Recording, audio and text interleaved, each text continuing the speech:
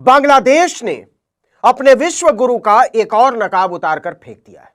अभी तक तो चलो तसल्ली थी कि डोनाल्ड ट्रंप ही पानी पिलाए हुए, दुनिया के सबसे ताकतवर देश का सबसे ताकतवर नेता है, उसके सामने मोदी जी की सांस अटक जाती है। क्या करें? फिर हुआ कि शी जिनपिंग के सामने भी मोदी जी की सांस अटक जाती है। लाल लाल आंख एकदम चेरी की तरह नरम हो गई है। लेकिन अब तो बित्ते भर का बांग्लादेश भी बोल रहा है कि कौन मोदी जी। अब देखिए कि मोदी जी का मुंह नहीं खोल रहा है और विश्व हिंदू परिषद ने बांग्लादेश के खिलाफ भारत में तूफान खड़ा कर दिया।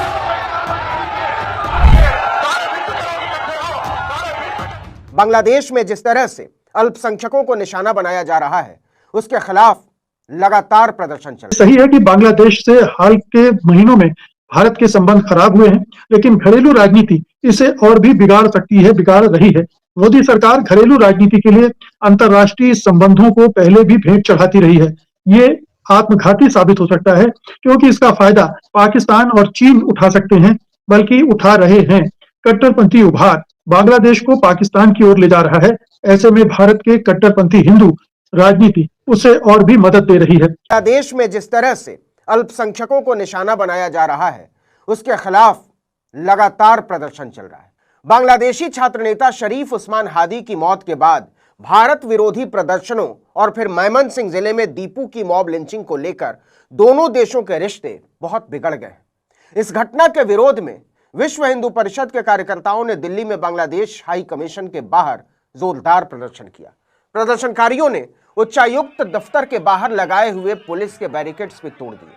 दिल्ली के अलावा वीएचपी ने मुंबई, कोलकाता, अहमदाबाद, भोपाल और जम्मू में रैली निकालकर पीड़ित परिवारों को न्याय दिलाने की मांग की। अच्छा है, विरोध प्रदर्शन होना भी चाहिए, बल्कि होना ही चाहिए। दुनिया के किसी भी देश में होने वाली बर्बरता का विरोध होना चाहिए, वो चाहे गाजा पट्टी में हो या ढाका पट्टी में। लेकिन यहां दो बातें बड़ी साफ हैं। पहला ये कि क्या भारत में अल्पसंख्यकों के हालात उससे बेहतर है? इंडियन एक्सप्रेस की रिपोर्ट देख लीजिए। यह रिपोर्ट नहीं है, अल्पसंख्यकों को लेकर मोदी योगी का कैरेक्टर सर्टिफिकेट है। अखलाक की लिंचिंग के मामले में सरकार ने जानबूझकर आरोपियों को बचाने के लिए केस को कमजोर किया और अब तो सीधे ही कोर्ट पहुंच गई योगी की सरकार कि हम मामला ही वापस लेना चाहते हैं। क्यों? क्योंकि इससे शांति बनी रहेगी। तो यही तो बांग्लादेश के बहुसंख्यक कह रहे हैं कि बांग्लादेश में अगर हिंदुओं को रहना है तो हमारे कायदे के हिसाब से रहना होगा। वहां की सरकार भी बहुसंख्यक समुदाय से आने वाले हत्यारों को बचा रही है और यहां की सरकार भी बचा रही है।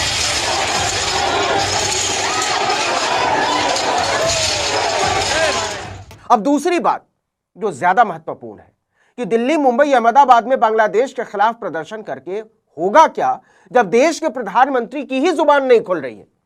और जुबान इसलिए नहीं खुल रही है कि वो जानते हैं ट्रंप और जिनपिंग ही नहीं, बांग्लादेश जैसे टुन्नू देश के नेता भी उन्हें धेले भर का भाव नहीं देते। ये वो बांग्लादेश है जो नक्शे पर आया ही भारत की वजह से, लेकिन नरेंद्र मोदी ने अपनी अदूरदर्शी नीतियों की वजह से सब बर्बाद कर दिया। कितने शर्म की बात है कि बांग्लादेश के विदेश मंत्रालय ने ढाका में भारत के उच्चायुक्त प्रणय वर्मा को तलब करके झाड़ लगाई कि दिल्ली में जो हो रहा है, भारत में जो हो रहा है, वो ठीक नहीं हो रहा है। उसने भारत में अपने राजनयिक मिशनों पर हुए हमले को लेकर गहरी चिंता जताई। भारतीय विदेश मंत्रालय ने भी स्वीकार किया कि खासकर नई दिल्ली और सिलीगुड़ी में घटी घटनाओं के विरोध में बांग्लादेश की अंतरिम सरकार ने भारतीय उच्चायुक्त प्रणय वर्मा को तलब किया था। बांग्लादेश ने कहा कि यह हिंसा और डराने धमकाने की घटनाएं अस्वीकार्य हैं, हम एक्सेप्ट नहीं करेंगे। ऐसे कृत्य न सिर्फ राजनयिक कर्मचारियों की सुरक्षा को खतरे में डालते हैं, बल्कि आपसी सम्मान, शांति और सहिष्णुता जैसे मूल्यों को भी कमजोर करते हैं। सीधी धमकी है ये। और सुनिए, बांग्लादेश की सरकार ने भारतीय उच्चायुक्त को निर्देश दिया कि सभी दूतावासों और संबंधित ठिकानों की सुरक्षा कड़ी की जाए। तो समझ लीजिए नरेंद्र मोदी ने क्या हालत बना दी है भारत की, और क्या रह गई है विश्व राजनीति में उनकी हैसियत कि बांग्लादेश जहां न सरकार है, न व्यवस्था है, न ताकत है, न पैसा, न कोई वैश्विक साख, वो भी भारत को आंख तरेर कर कह रहा है कि आप जो कर रहे हो वो हमें मंजूर नहीं है। यह इसलिए और भी ज्यादा शर्मनाक है कि 10 दिन में यह दूसरी बार है जब भारतीय उच्चायुक्त को तलब किया गया। बांग्लादेश के पूरे इतिहास में ही उसकी ऐसी हिम्मत कभी नहीं हुई। इतना ही नहीं, उसने भारत को लगभग धमकी भरे अंदाज में कहा कि आपके यहां हमारी प्रधानमंत्री शेख हसीना लगातार ऐसे बयान दे रही हैं जिन्हें बांग्लादेश भड़काऊ मानता है। वहां के कार्यवाहक प्रमुख तो यहां तक बोल चुके हैं कि भारत शेख हसीना को उन्हें सौंप दे। कहने का मतलब यह है कि नरेंद्र मोदी से विदेश नीति संभल नहीं रही है, या इसे और सीधे तरीके से कहें तो वो भारत जैसे विविधता वाले महान देश की विदेश नीति को संभालने के लायक ही नहीं है। वो जवाहरलाल नेहरू से कुंठा के मारे कुछ भी अनाप शनाप बोलें, लेकिन सच ये है कि विश्व को लेकर नरेंद्र मोदी की समझ व्हाट्सएप, चैट जीपीटी और अपने सलाहकारों की उल्टी सीधी सलाहों पर आधारित है। उनके पास दुनिया को देखने का अपना न तो कोई नजरिया है और ना ही उसमें हस्तक्षेप करने की सूझबूझ। नरेंद्र मोदी भारतीय इतिहास के पहले प्रधानमंत्री हैं जिन्हें न दुनिया समझ में आती है और ना ही दुनिया उन्हें कुछ समझती है। और यह केवल शी जिनपिंग, डोनाल्ड ट्रंप और व्लादिमीर पुतिन की बात नहीं है। नेपाल और बांग्लादेश जैसे छटाक भर के देशों की हिली हुई सरकारें भी भारत को आंख दिखा रही हैं। जिन देशों के प्रधानमंत्री और राष्ट्रपति भारत के प्रधानमंत्री के आगे बिछे रहते थे, वो आज भारत के प्रधानमंत्री की आंख में आंख डालकर कह रहे हैं कि आप जो कर रहे हैं वो ठीक नहीं है। सच ये है कि नरेंद्र मोदी की दृष्टिहीनता और कमकली भारत पर बहुत भारी पड़ रही है। मोदी को लगता है कि किसी राष्ट्राध्यक्ष से गले मिलते हुए उसकी पीठ थपथपाते हुए फोटो खिंचवा लेना ही कूटनीति तय करता है। उन्हें कोई बताने वाला नहीं है कि असल में वैश्विक कूटनीति में इसे बहुत घटिया निगाहों से देखा जाता है। डोनाल्ड माई फ्रेंड बोल देने से कोई नेता दोस्त नहीं हो जाता, वरना टैरिफ पर ट्रंप मोदी के पैरों तले से जमीन क्यों ही खींच लेते। और आज हालत यह है कि बांग्लादेश भारत के उच्चायुक्त को बुलाकर निर्देश दे रहा है कि अपनी सरकार को समझाइए। जिसके देश में लोकतंत्र की किरचें उड़ी हुई हैं, वो हमें लोकतंत्र पर प्रवचन दे रहा है क्योंकि हमारे देश के प्रधानमंत्री की कुर्सी पर एक कमजोर आदमी बैठा हुआ है। बांग्लादेश सरकार ने भारत सरकार से इन घटनाओं की जांच कराने, भविष्य में ऐसी घटनाओं को रोकने के लिए जरूरी कदम उठाने और भारत में स्थित बांग्लादेश के राजनयिक मिशनों और उनसे जुड़ी सुविधाओं की सुरक्षा सुनिश्चित करने को कहा है। बयान में कहा गया है कि बांग्लादेश सरकार को उम्मीद है कि भारत सरकार अपनी अंतर्राष्ट्रीय और राजनयिक जिम्मेदारियों के तहत तुरंत उचित कदम उठाएगी ताकि राजनयिक कर्मियों और दूतावासों की गरिमा और सुरक्षा बनी रहे। ऐसे मामलों में विश्व हिंदू परिषद को प्रदर्शनों की नौबत आई ही इसलिए है कि भारत की गद्दी पर एक कमजोर प्रधानमंत्री बैठा हुआ है। उसका प्रदर्शन इस बात की मुनादी है, वरना भारत के प्रधानमंत्री के एक फोन कॉल पर बांग्लादेश और नेपाल में सरकारें घुटनों के बल खड़ी हो जाया करती थीं। अगर नरेंद्र मोदी के पास ऐसी वैश्विक साख नहीं है तो इसमें नेहरू और इंदिरा को बुरा भला बोल के कुछ हासिल होने वाला नहीं है। दोस्तों, बांग्लादेश में दीपू दास की निर्मम हत्या के बाद बीजेपी और हिंदुत्ववादी संगठनों ने बवाल मचा दिया है।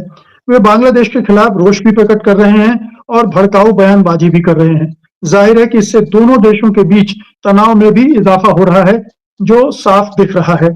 यह भी साफ दिख रहा है कि हिंदुत्ववादियों के प्रदर्शन सियासी फायदे के लिए किए जा रहे हैं। पश्चिम बंगाल के चुनाव के लिए बांग्लादेश की हिंसा को इस्तेमाल किया जा रहा है। बीजेपी नेताओं से लेकर आरएसएस प्रमुख मोहन भागवत की बयानबाजियां इसका प्रमाण है। ये सही है कि बांग्लादेश से हाल के महीनों में भारत के संबंध खराब हुए हैं, लेकिन घरेलू राजनीति इसे और भी बिगाड़ सकती है, बिगाड़ रही है। मोदी सरकार घरेलू राजनीति के लिए अंतर्राष्ट्रीय संबंधों को पहले भी भेंट चढ़ाती रही है। ये आत्मघाती साबित हो सकता है क्योंकि इसका फायदा पाकिस्तान और चीन उठा सकते हैं, बल्कि उठा रहे हैं। कट्टरपंथी उभार बांग्लादेश को पाकिस्तान की ओर ले जा रहा है। ऐसे में भारत के कट्टरपंथी हिंदू राजनीति उसे और भी मदद दे रही है। लेकिन क्या मोदी सरकार इस खतरे को समझ रही है? क्या उसे इस बात का एहसास है कि यह कितना खतरनाक हो सकता है भारत के लिए?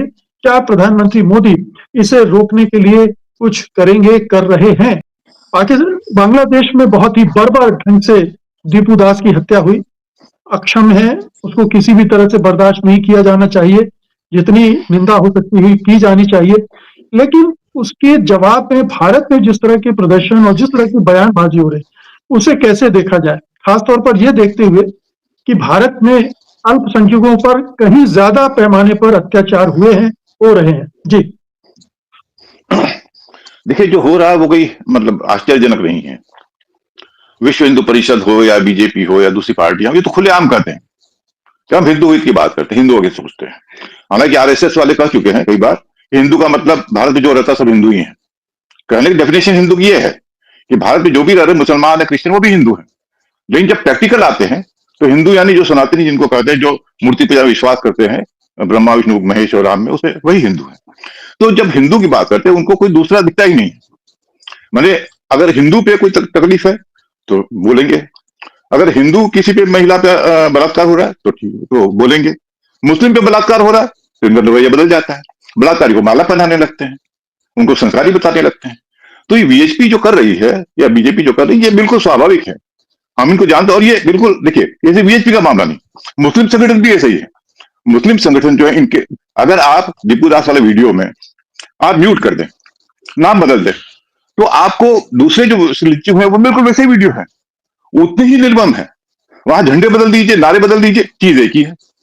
वीएचपी हिंदू जो कम्युनल है, जो राइटर्स हैं, वो जो करते हैं वही वो भी कर रहे हैं, दोनों एक ही सिक्के के दो पहलू हैं। तो इसीलिए वीएचपी जो कर रही है स्वाभाविक होना नहीं चाहिए। अभी केरल में हुआ रामनारायण नाम के एक दलित को मार दिया गया, और इसलिए मार दिया गया कि उनको लगा वो बांग्लादेशी है। उस पर वीएचपी को कोई तकलीफ नहीं है, कोई तकलीफ नहीं है, क्योंकि उसको करने वाले उसमें 4-5 वही आरएसएस के लोग हैं जिन्होंने किया, जिनको गिरफ्तार किया गया।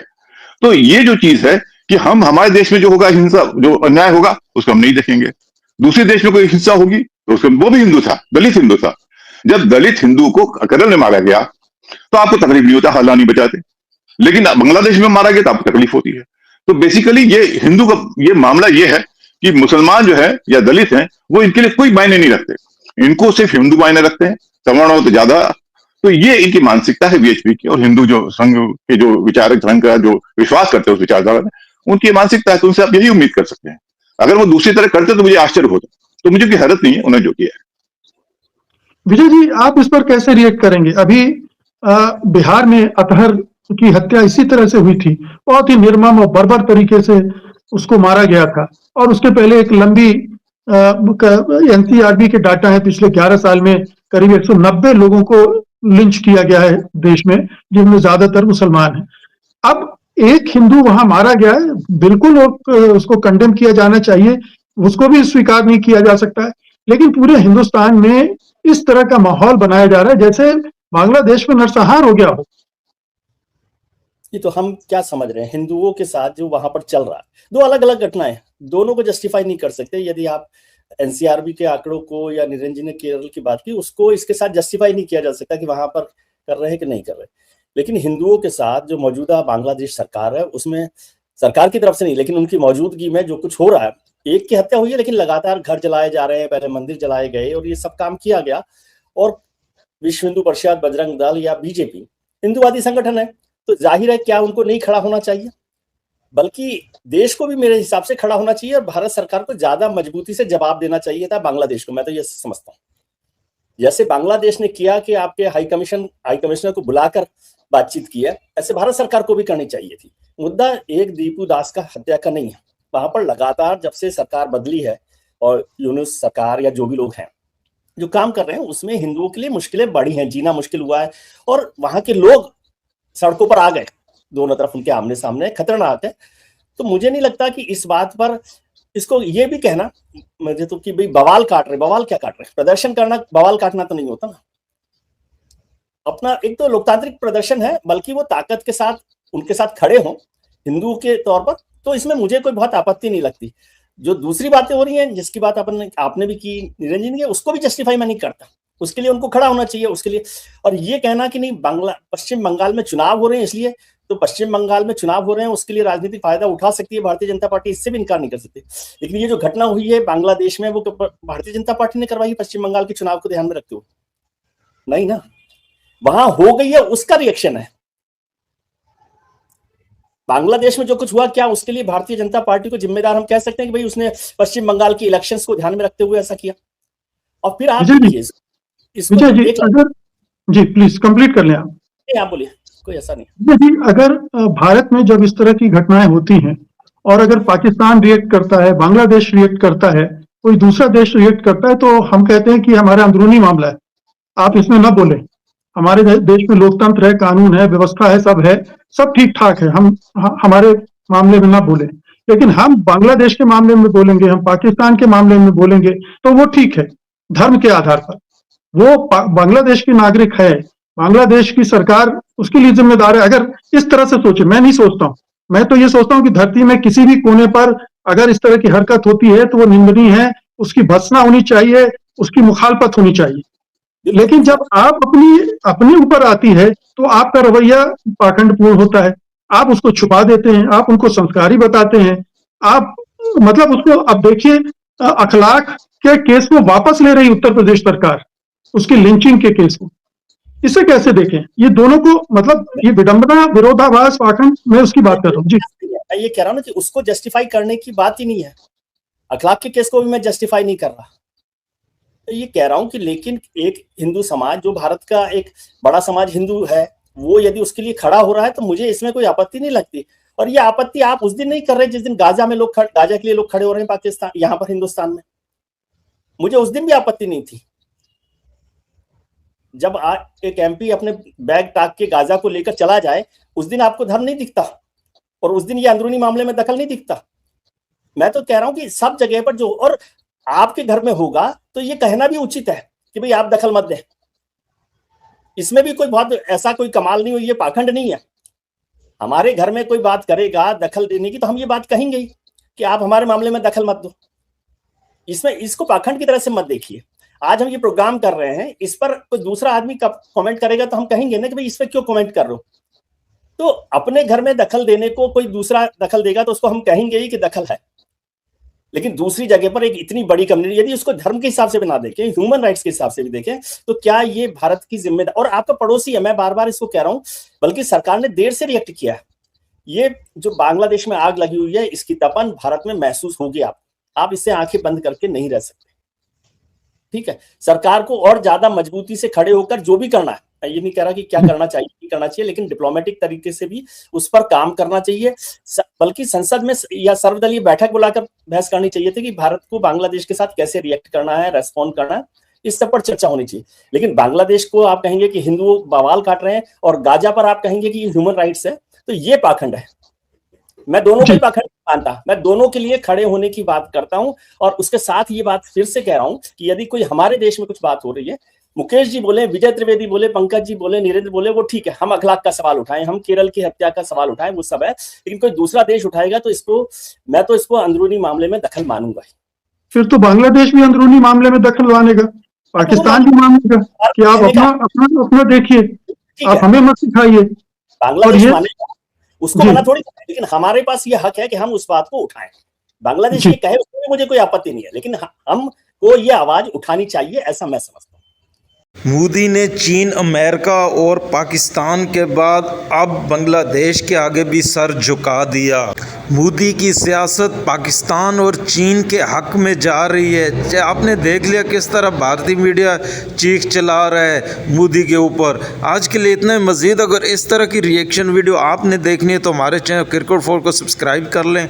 अगर वीडियो पसंद आई है तो वीडियो को लाइक और दोस्तों के साथ शेयर ज़रूर कर लें। इंशाल्लाह मिलते हैं किसी और वीडियो में, तब तक के लिए अल्लाह नेगबान।